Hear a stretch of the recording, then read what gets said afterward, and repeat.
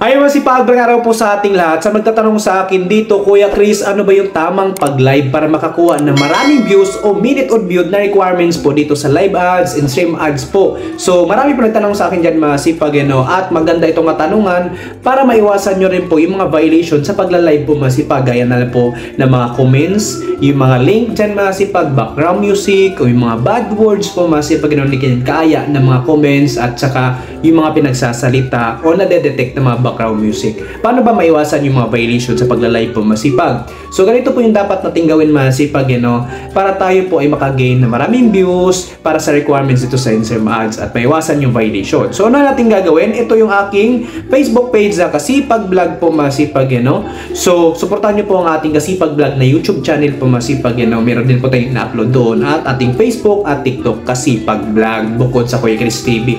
Una-una natin gawin, punta tayo sa ating live. At kung hindi nyo po nakikita yung live dyan, ayan o, live, click. So kung wala naman po yung live dyan, pwede naman po kayo dito, ayan, what's on your mind. Click what's on your mind, yan, live video, ayan o. So dito tayo sa ating live video, masipag, nakita nyo po dito yung mga features. Hindi pa tayo nakapag-play, no, sa ating go live. So meron po yung mga features dito kung ikaw ay madilim, plus off, plus on. Kung gusto mo, huwag nyo pong i-mute ang mic kung gusto nyo pong magsalita para marinig po ang inyong mga ipapahayag sa inyong mga supporters, followers. At syempre, nasa inyo na po kung gusto nyo po ng mga may stickers. At wag lang yung mga ibang stickers na hindi kaya-aya, no? Na ito po ay nagkakaroon yung iba na nagkaroon ng violation. At yung effects, nasa inyo na po kung merong mga magagandang effects dyan na nagustuhan nyo, nasa inyo na. And make sure nyo po yung enhance off. Yan, masipag, select nyo po yung reduce background noise. So ibig sabihin, tagil nyo po dyan, masipag, tagilan nyo po yan para po maiwasan po yung mga maiingay pa po na nasasagap dito sa pagla-live natin. So nasa inyo na po, masipag, yung text, kung lagyan nyo po ng caption. Yung iba, masipag, nalagay po sila sa pagla-live nila ng caption, yung pagbati or yung mga motivational message o talaga naman ito po ay taling naka-clickbait ng panawagan, no, sa kanilang mga kapwa nila content creator. And then dito tayo, masipag, make sure nyo po dito na ito po ay naka-on sa ating story. So ibig sabihin, masipag, ay dapat ito ay nakatagil on po sa ating story para po pag once na nag-live tayo, pwede rin po ito na ma-share dun sa story at ito po ay mapapanood, karagdagang views yan. So bago tayo mga kasipag, go live o play, punta tayo dito sa may tatlong line sa baba. And then dito, masipag, add to your post. So yun, depende na po sa inyo, masipag, yung description. Kung ano ba yung dapat yung ilalagay doon sa inyong title o description, no, na yun po ay talagang dapat ito ay talagang mainggan nyo sila. So kinakailangan, huwag na pong mahabaan. Kailangan yung ikli lang na talagang sila po ay mapapaklickbait, mapapaklik sila, maingganyo sila dahil sa description na yon. No, wag na po yung mahaba din, hindi pa talagang yun yung pinakamalaga na kailangan na talagang mapapaklickbait sila. So doon, masipag, dito naman po tayo sa baba, no. So allow viewers to share clips. So kinakailangan na takatagel on yan, masipag, i-allow po. Then bring some friends. Nasa inyo naman po, masipag, kung kayo po ay meron po kayong i-join na yan, no. So invite, ayan. So yan, nasa inyo na po kung sino yung mga friends nyo. Yan, invite nyo po. And then earn money. So make sure nyo po dito, masipag, manage and star settings. Sa inyo na po dyan, masipag, yung kinakailangan dito na nakatagel on yung ano bang category, stars and stream ads. And then, mga kasipag, make sure nyo po dito na check-in. So, depende po sa inyong target na location, mga kasipag, kung yan po ay talagang inyong namimili kayo dyan na lugar na target nyo. So, dito, mga kasipag, sa ating Q&A, nasa inyo na po dyan, mga kasipag, explore nyo lang po itong dito sa settings o dun sa mga tools sa pagla-live, masipag. Then make sure nyo po habang nagla-live kayo, kung kayo po ay monetize sa stars, masipag, i-toggle on nyo po. Ha? Toggle on nyo po. And then, dito naman po tayo sa allow messages. So nasa inyo na po, masipag, kung ano ba yung mga message o features, links. Nasa inyo na po, raise money, toggle on nyo kung anong gusto nyo dyan. Pero kung ayaw nyo naman, so yung mga dito, mga charities, So, Fanderseers, so nasa inyo na po masipag kung tag-allow nyo po.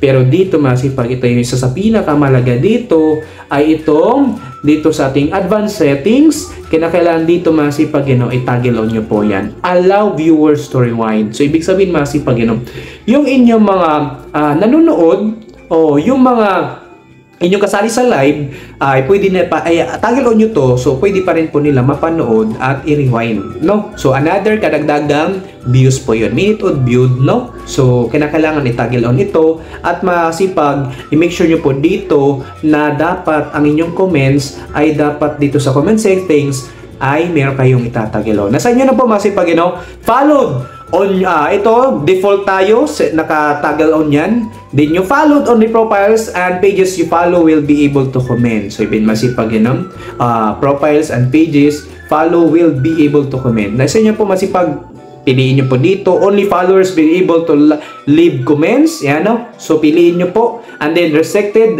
make sure na ito po yung mga makapag sa inyo is makapag-comments, at least ito po ay 2 weeks old na yung mga na-restrict. Then ito, yung commenters nyo po ay every 10 seconds pwede naman po ulit makapag-comment. So hindi yung iba kasi masipag wala pa lang 3 seconds, 2, 3, 3 yung mapapahula, no? So yung iba doon nagkakaroon ng violation, yung iba doon ay nagkakaroon ng spam dahil paulit-ulit. So yan masipag, piliin nyo po na hindi po pwede ipasok yung mga comments nila.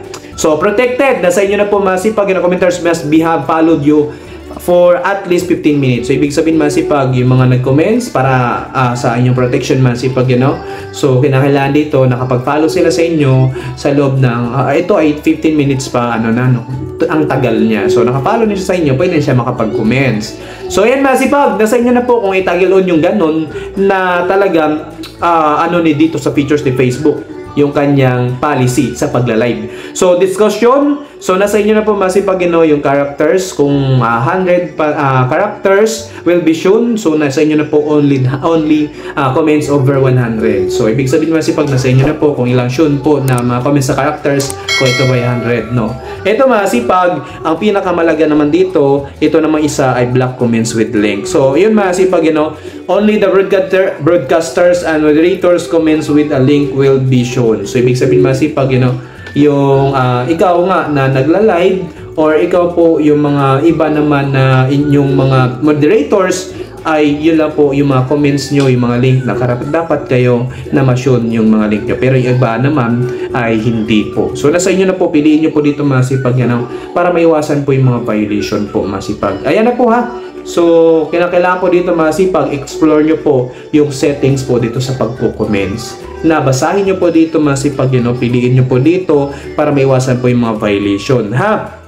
Ayan. So click done. So yun naman po mga kasipag ay kayo po ay aking talagang ginaguide para mapayos po. Dito naman po tayo sa profanity filter done. So make sure nyo po, you can choose whether to block profanity from your page and to what degree. So select nyo po yung strong. Ayan, strong. Ayan.